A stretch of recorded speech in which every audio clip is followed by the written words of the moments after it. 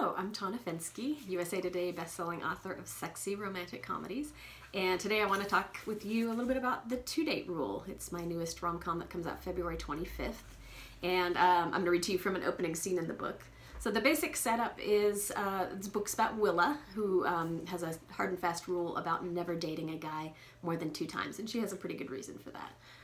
And she falls for a smoke jumper named Grady, who is a little bit surprised that he would even want more than 2 dates. He doesn't exactly have a great track record for commitment. So the scene I'm going to read to you is from their first date, and it's where you start to get a glimpse of the fact that Willa has kind of a weird relationship with money.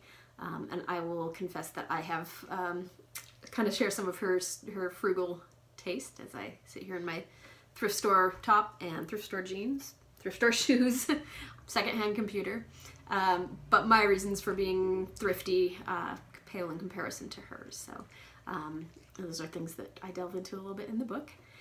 So the scene, like I said, is at a restaurant on their first date, and read to you from there. Willa picked up the wine list and pretended to study it. "So how about you? What's your flaw?" He laughed, a warm, rich baritone that made her arms feel fuzzy. "I appreciate that you think I might have only one." "Top 3, then." He took a sip of water, considering it. "Is this like in a job interview where they ask you flaws and you're supposed to say something like, 'Oh, I'm a workaholic,' or 'I'm just so driven'?" Willa smiled and set down her wine list as her shoulders started to relax. "What's the dating equivalent of that?"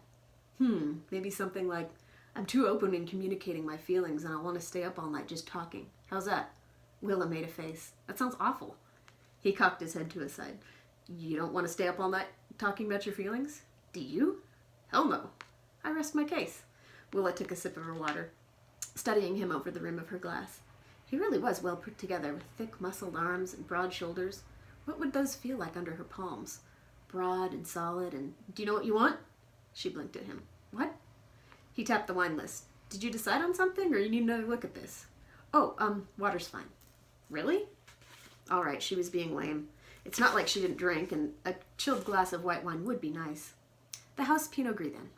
He gave her an odd look. "Because you actually want the house Pinot Gris, or because it's the cheapest thing on the menu?" Willa felt her chin lifting, her hackles rising. "Does it matter?" "I'd just like you to get what you really want," he said. "You made such a big deal about the prices here. I thought the Pinot Gris is only $7 a glass." "Which is terrific if that's what you're really craving," he said. "But please, don't worry about the cost. Get what you want."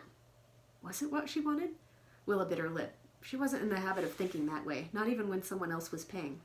What was affordable, what was practical, sure, but what she wanted? Grady held her gaze. His blue-gray eyes were open and friendly, and there was nothing at all threatening there. "I want..." Her mouth felt dry. The ending of that sentence took absurd forms in her mind. She thought, "I want to know what you look like with your shirt off." Now, where had that come from? I kind of want to know what Grady looks like with his shirt off, too. Although this medal on the front is quite attractive.